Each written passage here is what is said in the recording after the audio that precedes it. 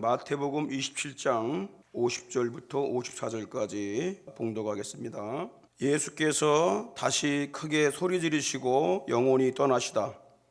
이에 성소 휘장이 위로부터 아래까지 찢어져 둘이 되고 땅이 진동하며 바위가 터지고 무덤들이 열리며 자던 성도의 몸이 많이 일어나되 예수의 부활 후에 저희가 무덤에서 나와서 거룩한 성에 들어가 많은 사람에게 보이니라.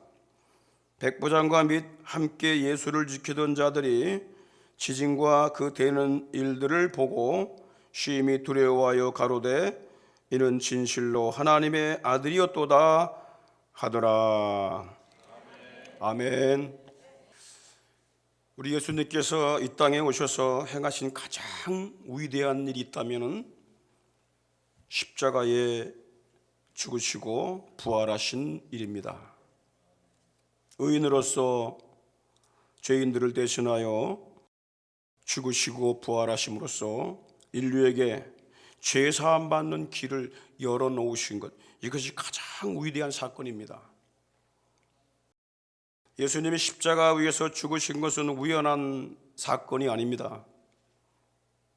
예수님이 체포되고 재판받고 십자가에 못 박혀 죽으시는 모든 과정에 함께하며 목격한 자가 있습니다. 사형집행을 지휘했던 로마 군인 백부장입니다. 그는 겟세마네 동산에서 체포된 예수를 가야바에게 호송하고 헤롯 왕에게 호송하고 빌라도 총독에게 호송하고 그리고 사형 집행을 하는 임무를 수행했던 자입니다.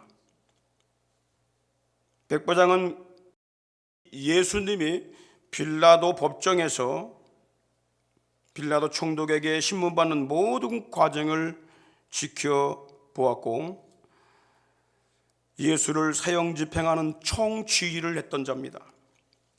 그런 예수를 채찍질하게 했고 십자가를 지게 했습니다.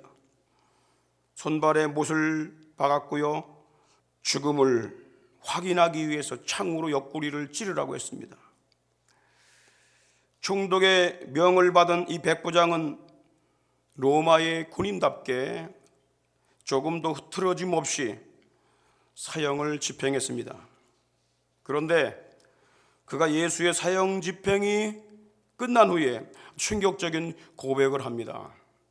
이 예수는 죄가 없는 의인이었다.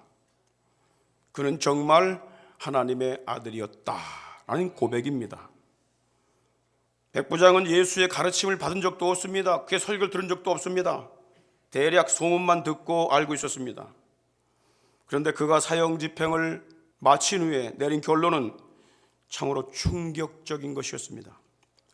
예수는 의인이었고 하나님의 아들이었도다 라는 이 고백은 예수를 정죄한 자들과 불의한 재판관들의 주장과 정반대되는 것이었습니다. 십자가의 죽음은 가장 큰 저주이며 치욕적인 형벌인데 이곳에서 역사상 가장 위대한 고백이 터져나온 것입니다. 썩은 거름더미에서 아름다운 꽃이 피듯이 하나님은 저주와 죽음과 멸망의 십자가에서 기독교 역사상 가장 빛나는 보석 같은 이 고백을 나오게 하셨습니다. 진주는 어디에서나 진주입니다. 시궁창에 빠졌어도 진주고요, 땅속에 숨겨져도 진주고요, 진흙탕 속에 있어도 진주인 것처럼 하나님 나라에서 오신 예수 그리스도는 불의한 세상과 저주와 죽음의 십자가 위에서도 의인이며 변함없는 하나님의 아들이셨습니다. 예수님이 십자가에 죽으신 사건은 죄 없는 의인을 죽인 사건입니다. 피조물인 인간이 하나님의 아들을 죽인 사건입니다. 그게 십자가의 사건입니다. 그러면 백부장은 무슨 이유 때문에 자신이 십자가에 못 박은 이 예수를 의인이며 하나님의 아들이었다고 고백한 것일까요? 그가 설교를 들은 적도 없고 가르침 받은 적도 없습니다. 예수를 따르던 제자도 아닙니다. 그런데 어떻게 그가 이 십자가의 사건을 통해서 예수님은 죄 없는 의인이었고 하나님의 아들이었다는 이 고백을 할 수 있었을까요? 오늘 본문 54절에 보게 되면 이런 말씀이 나옵니다. 백부장과 및 함께 예수를 지키는 자들이 지진과 그 되는 일을 보고 그랬어요. 심히 두려워하여 가로되 이는 진실로 하나님의 아들이었도다 했고요. 누가복음 23장 47절에 보게 되면은 백부장이 그 된 일을 보고 하나님께 영광을 돌려 가로되 이 사람은 정녕 의인이었도다 그랬어요. 이 두 구절을 보면은 그 되는 일을 보고 또 그 된 일을 보고 라는 단어가 나옵니다. 그것 때문에 그가 깨닫게 됐다는 거야. 그럼 백부장이 이 예수를 사형 집행할 때에 어떤 일이 일어났을까요? 그것을 몇 가지 말씀드리려고 합니다. 첫째는요, 예루살렘 성전의 휘장이 찢어지면서 땅이 진동하고 지진이 났습니다. 예수님이 오전 9시에 십자가에 못 박히십니다. 그리고 12시부터 오후 3시까지 온 세상이 어둠이 임했습니다. 마가복음 15장 33절에 제6시가 되매 온 땅에 어둠이 임하여 제9시까지 계속하더니 6시간을 더하면 우리나라 시간하고 같아집니다. 3시간 동안 해가 빛을 잃고 칠흑같이 어두워졌습니다. 우연한 사건이라고 보기엔 너무나 두려운 사건입니다.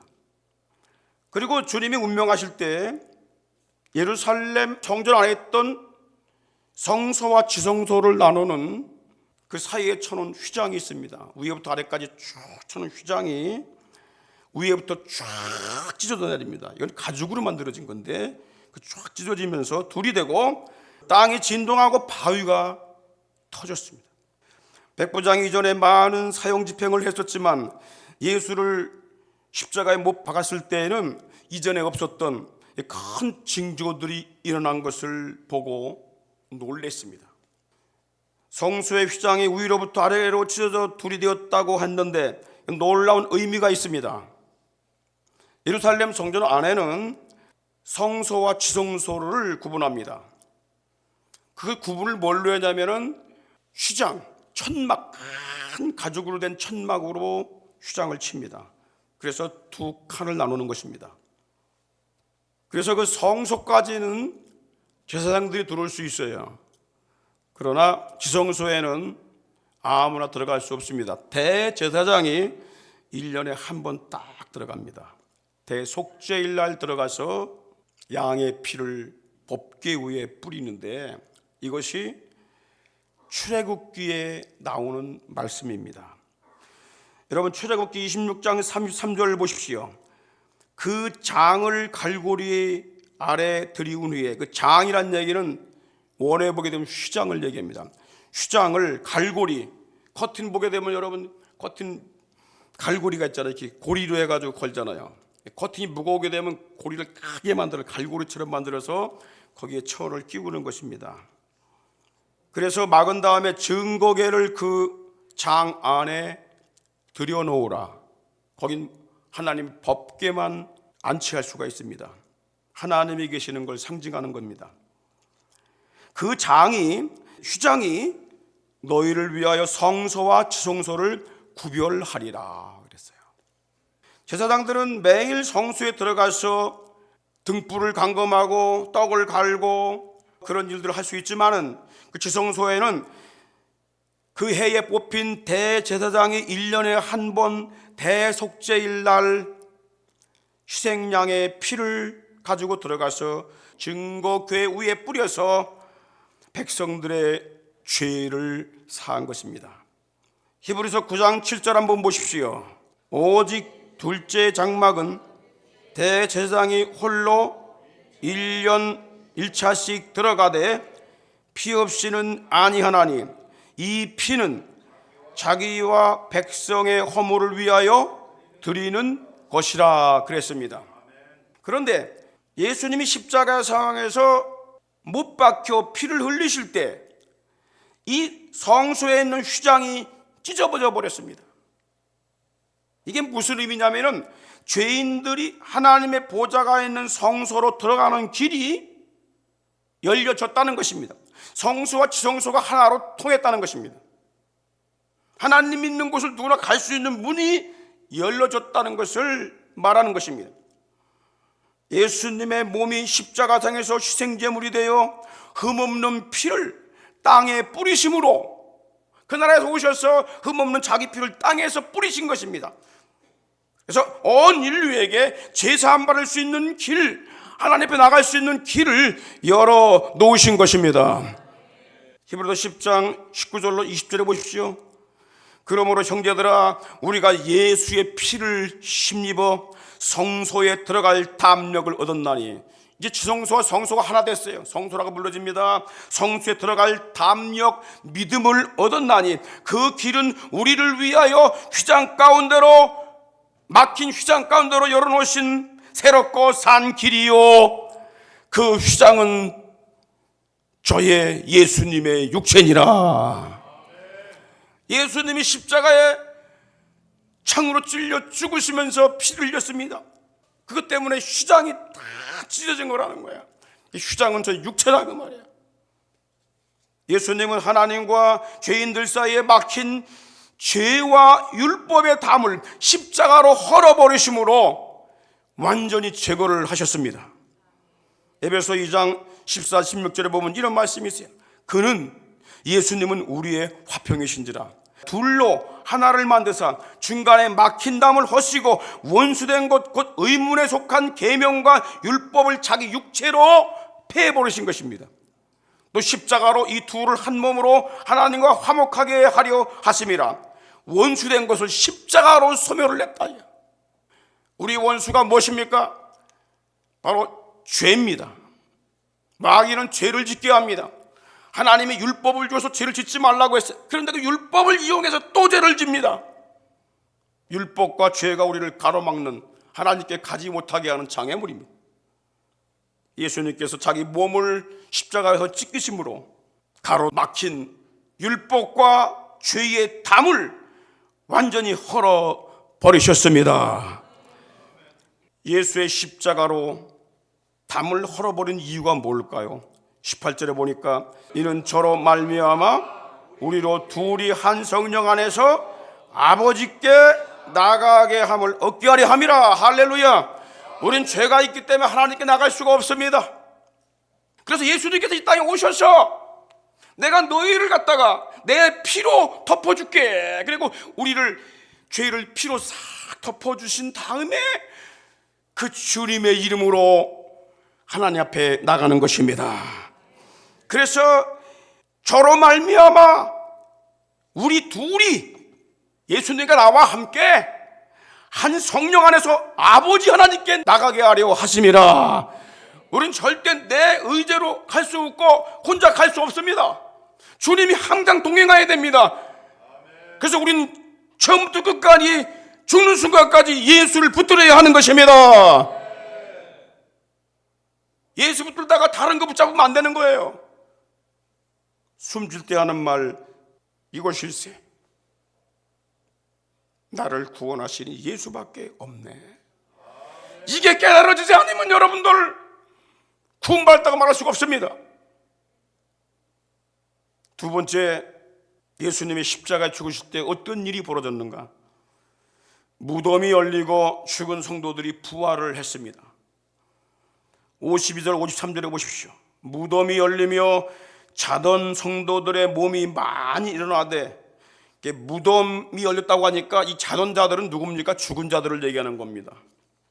많이 일어나되 예수의 부활 후에 저희가 무덤에서 나와서 거룩한 성에 들어가 많은 사람에게 보이니라 그랬어요. 이스라엘 나라에는요, 장례식이 특이합니다. 사람이 죽으면 시체를 돌이나 단단한 흙으로 판 그 무덤에 안치시킨 다음에 돌무늬로 막아요. 근데 이런 방식이 그리스에 가니까 거기도 그렇게 하더라고. 무덤이 굴 속에 있어요. 그래서 굴 속에 들어가면 벽을 파갖고 거기다가 관을 놓고 안치를 합니다. 아브라함 때부터 내려오는 장례 풍습이었습니다. 그런데 예수님이 십자가상에서 죽으실 때에 바위가 막 터졌어요. 그리고 무덤 문이 열렸다고 그랬어요. 그리고 죽은 성도들이 많이 다시 살아났다고 했습니다. 이들은 예수님 부활 후에 예루살렘에 들어가서 그 부활한 몸을 보여주었어요. 많은 사람들에게 보여주었어요. 그리고 그들은 예수님과 함께 신령한 몸으로 천국 낙원으로 들어간 걸 믿으시기 바랍니다. 보수적인 학자 피터 러크만도 그렇게 말을 합니다. 이 부활 사건은 세상의 마지막 날 예수님이 다시 재림하실 때에 죽은 성도들이 부활할 것을 미리 보여준 사건입니다. 다니엘 12장 2절 보십시오. 구약시대에 이렇게 예언을 했습니다. 땅의 티끌 가운데, 이 티끌은 먼지, 흙을 말합니다. 자는 자 중에, 죽은 자들 중에 그 말이에요. 영생 얻는 자도 있겠고 수욕받아서 무궁히 영원토록 부끄러움을 입을 자들, 지옥 갈 자들도 있다 그 말입니다. 그리고 고린도전서 15장 51절로 52절에 보니까 보라 내가 너에게 비밀을 말한다. 이 비밀은 기독교에서밖에 말할 수 없는 것입니다. 다른 종교는 찾아볼 수가 없습니다. 인간이 만든 종교에서는 찾아볼 수가 없는 것입니다. 우리가 다 잠잘 것이 아니라, 다시 말하면 죽고 끝나는 것이 아니라 마지막 나팔에 예수님께서 이 땅에 오실 때 마지막 나팔 소리가 날 때에 호련히 순식간에 다 변화하리니 나팔 소리가 나면 죽은 자들이 썩지 아니할 것으로 다시 살고, 할렐루야, 우리도 다시 변화하리니 예수 믿고 죽은 자들이 주님 이 땅에 재림하실 때에 그 영혼과 함께 다시 썩지 않는 예수님과 같은 신령한 몸을 입고 부활을 하게 될 것입니다. 그리고 그때까지 만약에 살아있다면, 우리가 살아있다면, 우리 시대에 온다면 우린 썩지 않을 몸으로 변화가 돼서 그 영원 하나님 나라의 천국으로 들어가는 줄 믿으시길 바랍니다. 할렐루야. 부활은 최후 승리입니다. 예수님은 십자가 사건을 통해서 모든 인류에게 죄사함 받는 속죄의 길을 열어주신 것이고, 땅에서 죽은 자들이 예수 그리스도의 음성을 듣고 생명의 부활을 하게 될 것을 미리 보여준 사건입니다. 요한복음 5장 28절 29절 보니까 이를 귀히 여기지 말라. 무덤 속에 있는 자가 다 그의 음성을 들을 때가 오나니 선한 일을 행한 자는 생명의 부활로, 악한 일을 행한 자는 심판의 부활로 나오리라. 선한 일을 행했다는 얘기는 선행을 통해서 구원받는다는 게 아닙니다. 선에 속한 자, 하나님께 속한 자, 의에 속한 자, 오른편에 선 자, 할렐루야. 그러나 여러분, 악한 일은 뭡니까? 그릇된 쪽에 속한 자, 오른쪽과 반대되는 쪽에 속한 자, 그걸 악인이라고 그러는 거예요. 여러분은 오른편에 서시기 바랍니다. 오른편에 섰다는 증거는 뭐냐? 예수만 붙잡는 거야. 왜? 예수가 하나님 오른편에 앉으사 오른손으로 그를 높이사 주님이 보여주었단 말이에요. 이 표대를 예수를 붙잡아야 되는 거예요. 그가 오른편에 선 자입니다. 할렐루야. 백부장은 지진이 나고 바위들이 터지는 사건을 보면서 십자가에 죽은 예수가 하나님이 보내신 특별한 존재임을 알게 된 것입니다. 마지막으로 세 번째, 백부장이 본 게 무엇이냐? 십자가 위에서 흘러내리는 그분의 용서와 사랑을 보게 됩니다. 예수를 신문하고 재판하는 모든 과정을 지켜본 백부장은요, 빌라도 총독이 재판 자리에 앉아서 예수를 재판한 결과 죄가 없다고 3번을 선언했습니다. 빌라도 총독이 예수가 죄가 없다 그렇게 말한 것처럼 백부장도 예수가 죄가 없음을 알았습니다. 그는 죄 없는 예수를 십자가에 처형하는 것은 불법이며 불의한 일임을 알았습니다. 나쁜 종교 지도자들은요, 율법으로 예수님을 올감했습니다. 10계명, 3계명, 하나님의 이름을 망령되이 일컫지 말라 했는데, 네가 하나님의 아들이야? 너 하나님과 널 동등으로 여길 수 있어? 넌 망령되게 행한 거야. 그리고 안식일 날 병을 고쳐 안진뱅이를 일으켜 소경 눈을 뜨게 해. 네 제자들 뭐 안식일 날 밀을 비벼 먹잖아.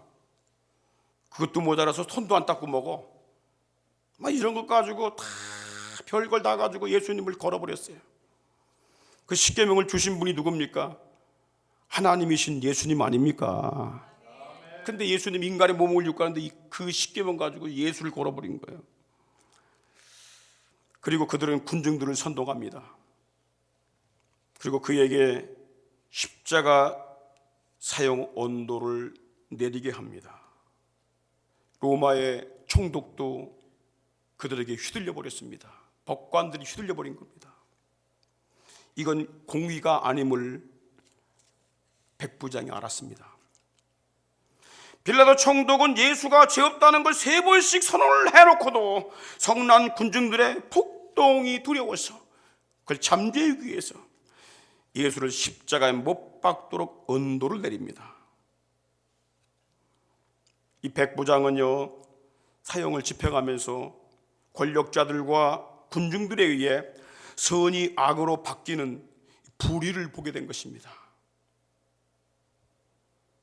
그러나 백부장은 총독의 명령을 수행하는 로마의 지휘관으로서 예수를 사형 집행해야만 했습니다. 명령에 죽고 사는 것이 군인이었기 때문입니다. 그가 죄수들을 사형 집행한 것은 이번이 처음이 아닙니다. 그는 많은 반역자들, 악행자들, 정치범들, 암살범들, 난폭한 폭도들을 십자가에 수없이 처형을 했습니다. 그래서 그 골고다 언덕은 해골이라고 부른 거예요. 찾아가지 않은 그 시체들은 나뒹굴어지고 뼈와 해골만 남았어요. 그래서 그 지역을 해골이라고 부른 거예요. 골고다 언덕. 그러나 이번 경우는 달랐습니다. 거의 모든 사형수들은 분개하면서 자기가 죄를 져놓고도 사형당하니까 분개하면서 욕을 하면서 원망하며 죽어갔는데 예수에게서는 그런 모습은 찾아볼 수가 없습니다. 예수는 자기에게 조롱하며 침뱉는 무리들에게 욕하지 않으셨다고 그랬어요. 엄포를 주지 않으셨다고 그랬어요. 사랑하는 제자에게 자신의 어머니를 부탁을 했습니다. 죽어가면서 사랑하는 제자 요한에게, 요한아, 이분이 네 어머니시다. 구원을 호소하는 함께 십자가에 못 박힌 한 강도에게 내가 오늘 나와 함께 낙원에 있으리라 약속을 주셨어요. 예수님은 죄 없는 의로운 피를 가지고 오신 하나님의 아들이시기 때문에 놓으실 수가 있었던 것입니다. 그래서 누가복음 24장 47절에 보면은 또 그 이름으로, 예수 이름으로 죄사함 얻는 회개가 예루살렘에서부터, 그죠? 주께서 돌아가신 예루살렘으로부터 시작하여 모든 족속에게, 모든 나라에게 전파될 것이 다 이미 기록 성경에 기록이, 결정적으로 그를 감동케 함으로써 예수님을 의인이시며 하나님의 아들이라고 고백하게 했던 그것이 무엇인지 아십니까? 다음과 같은 호소 때문입니다. 누가복음 23장 34절에 보니까 이에 예수께서 가라사대 아버지여 저희를 사하여 주옵소서. 자기의 하는 것을 알지 못함이니이다. 이 간청은 죄수들로부터는 도무지 들어볼 수 없는 호소였습니다. 죄인들에게서는 도무지 나올 수 없는 기도였습니다. 어떻게 죄 없는 자기를 정죄하고 못 박아 죽이는 원수들을 향해서 용서해달라는 기도를 드릴 수가 있겠습니까? 백부장은 십자가 위에서 죄인을 향하여, 그가 무도한 죄인들을 향하여 흐르는 그분의 눈물을 보았습니다. 율법으로 엮은 사악한 종교 지도자들, 불법 판결을 내린 정치 지도자들, 옷을 나눠 갖는 무도한 군인들, 선동되어 광분한 무리들에게 흘러내리는 한없는 용서의 눈물을 보았습니다.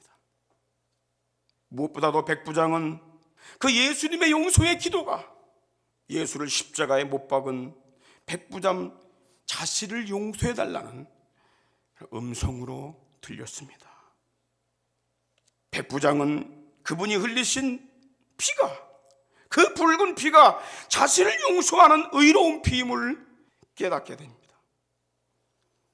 마침내 백부장이 십자가 밑에 엎드려 절규를 합니다.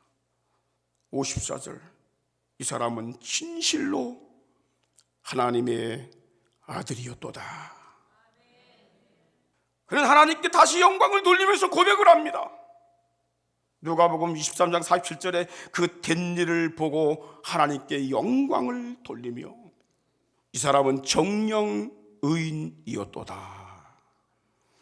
이 백부장은 십자가 위에서 죄인을 용서하시는 예수님의 그 놀라운 사랑을 통하여, 용서를 통하여 아버지 하나님께 영광을 돌리게 됩니다.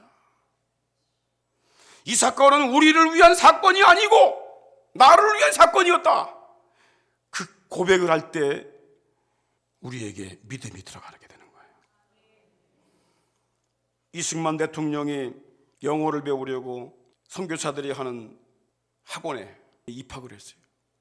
그가 고종 황제가 왕정 독재를 한다고 연설한 것 때문에 붙들려서 한성 감옥에 갇히게 됐어요.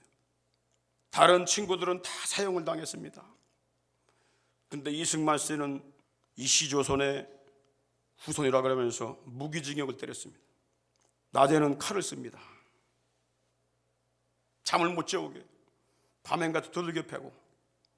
그런데 선교사들이 계속 와서 그에게 성경을 넣어줍니다.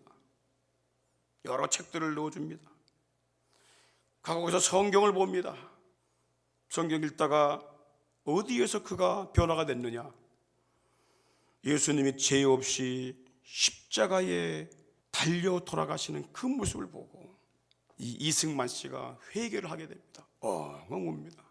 성령을 받게 됩니다. 그래서 감옥에서 전도자가 되어서 50명 이상을 갖다가 전도하게 됩니다. 그들이 나중에 정부를 꾸릴 때 그 나온 사람들 대부분이 강요들이 됩니다. 예수 믿는 사람들이 강요가 된 거예요. 초창기 때는 그랬어. 이승만 씨가 어떻게 변화가 됐는가? 이 하나님 말씀이 온 인류를 위한 것이 아니라 나를 위해서 주신 말씀이고 나를 위해서 예수님이 십자가에 죽으셨구나. 그걸 깨닫는 것입니다. 이 백부장이 깨달은 건 바로 그겁니다. 주여, 저들을 용서하소서. 저들이 무슨 일을 하는지 스스로 알지 못합니다. 그런데 백부장에서 있어서 그 예수님의 기도가 자기를 향한 기도인 걸로 깨달았어요. 하나님, 저 백부장이 무슨 일로 나를 십자가상에 못 박았는지 모르는데 하나님, 저를 용서해 주십시오. 스데반 집사도 성령을 받고 나니까 자기를 향해 돌을 치는 자들을 향해서 뭐라고 기도합니까? 아버지여, 저들을 사하여 주옵소서. 똑같습니다. 예수를 붙든 사람들은요, 사랑과 용서가 있어요.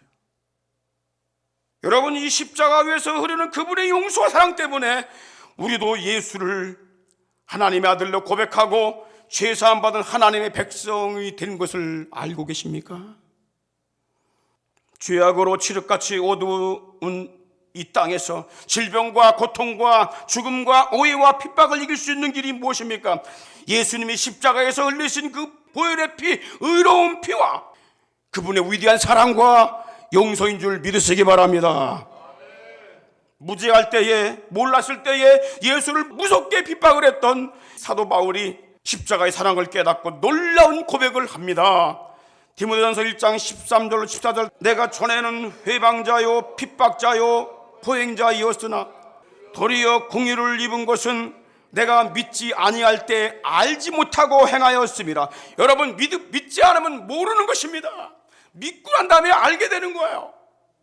알아야 우리는 의의 길을 갈 수 있고 진리의 길을 갈 수 있는 것입니다. 예수를 모르게 되면 옳은 길이라고 하면서 악한 일을 골라서 하게 되는 것입니다. 그런데 그런 바울에게 우리 주의 은혜가 그리스도 예수 안에 있는 믿음과 사랑과 함께 넘치도록 풍성하였도다. 그리고 이런 고백을 하기에 이르릅니다. 고린도서 5장 14절에 보니까 그리스도의 사랑이 우리를 강권하시는도다. 예수님의 사랑이 나를 체포하고 있다 그러는 거야. 나를 압박하고 있다. 나를 보유하고 있다. 그 사랑이 너무 크기 때문에 나는 도망칠 수가 없어요. 이 예수의 사랑을 못 깨닫게 되면요, 예수와 원수된 자가 됩니다. 그리스도의 사랑이 우리를 강권하시는도다. 우리가 생각건대 한 사람이 모든 사람을 대신하여 죽었은즉, 예수 그리스도께서 우리를 죄를 대신하여 십자가에 죽으신 걸 얘기하는 것입니다. 그러므로 모든 사람이 죽은 것이라. 과거에 죄인으로 살던 우리는 다 죽은 자가 된 것입니다. 내가 지금 사는 것은 하나님의 아들 그리스도를 믿는 믿음으로 사는 것이라. 할렐루야. 내가 그리스도와 함께 십자가에 못 박혔나니 그런즉 이제 내가 산 것 아니요 오직 내 안에 예수께서 사신 것이라. 우리 다 같이 이제 내가 육체 가운데 사는 것은 나를 사랑하사 자기 몸 버리신 예수 위에 산 것이라. 십자가 위에서 우리의 허물을 짊어지시고 우리의 죄악을 짊어지시고 그 허물과 죄악으로 인한 저주를 친히 담당하여 주시고 그 결과로 갈 수밖에 없는 영원한 죽음을 담당하시고 피 흘려 죽으시면서 다 이루었다 승리의 선언을 하시고 우리 주님 저들의 죄를 용서해 주옵소서. 저들이 알지 못해서 그렇습니다. 우리 주님의 기도로 우리에게 영원한 생명과 하나님의 사랑과 은총을 입혀 주셨습니다. 이 놀라운 주님의 십자가의 사랑을 깊이 묵상하며 그 은혜 가운데 든든히 서서 이 세상을 넉넉히 이기신 우리 부활의 주님과 함께 부활의 영광으로 달려나가는 우리 모두가 되게 하여 주시고 한국교회가 되게 하여 주시고 세계교회가 되게 하여 주시옵소서. 십자가에서 세상이 나에 대해서 못 박혀 죽도록 만들어 놓으시고 더 이상 장난하지 못하도록 조치를 해 놓으시고 우리의 죄악의 옛사람을 주님의 십자가에서 못 박으면서 세상에 대해서 작용하지 못하도록 장난하지 못하도록 못 박아 놓으신 놀라운 십자가의 비밀을 날마다 우리 등에 짊어지고 승리하는 대신의 가족들 되게 하옵소서. 예수 부활 생명이 충만하게 계속 나타나게 하여 주시옵시고 주님을 송축하고 감사하며 깨어 계속 기도하며 믿음으로 전진 승리해 나가는 우리 모든 가족들 되게 하옵소서. 지금은 우리 구주 예수 그리스도의 크신 은혜와 하나님 우리 아버지의 극진하신 사랑하심과 성령님의 감동 감화 충만 교통하심이 사랑하는 우리 대신의 모든 가족들 심령과 가정과 저들의 사역과 산업들 위에와 이 땅에 주의 피로 사신 모든 주님의 교회들을 위해와 5대양 6대주에 파송받아 주님의 오실 길을 예비하며 피 묻은 십자가의 복음을 증거하고 있는 모든 선교사님들을 위해 이제로부터 영원토록 함께 있을지어다. 아멘.